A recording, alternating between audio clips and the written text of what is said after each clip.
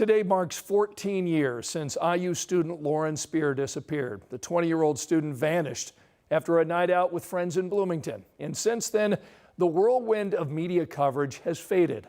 But for all the people who love Lauren, the pain never will. Tonight, our Logan Gay talked with the man who worked with Lauren's parents on a book about this case. It's been a little over a year since Sean Cohen's best-selling book, College Girl Missing: The True Story of How a Young Woman Disappeared in Plain Sight, was released. The book revisits the unsolved disappearance of 20-year-old Lauren Spierer. It basically shows me that the case is still very much alive all these years later. People are focusing in on the facts, and I think the book brought the case into the present because I was pushing everyone and finally getting people to open up. While he was writing his book, Cohen grew close to the Spierer family. He says they gave him access to case files from their private investigator they hired. He says the statement the Spieers released Tuesday says it all about how they're feeling all these years later. It reads in part, "Every year on this day, I consider whether I should even post anything.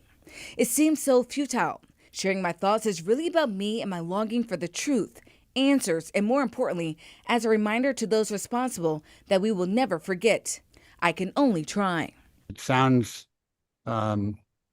like maybe they're losing hope, but I know they're not. And one of the lines that they put in there was, that they're speaking out because they want to remind the individuals who are responsible that they're very much never going to give up until they have their answers. Cohen says Lauren's disappearance left a mark on the community. A lot of people still see themselves in what happened.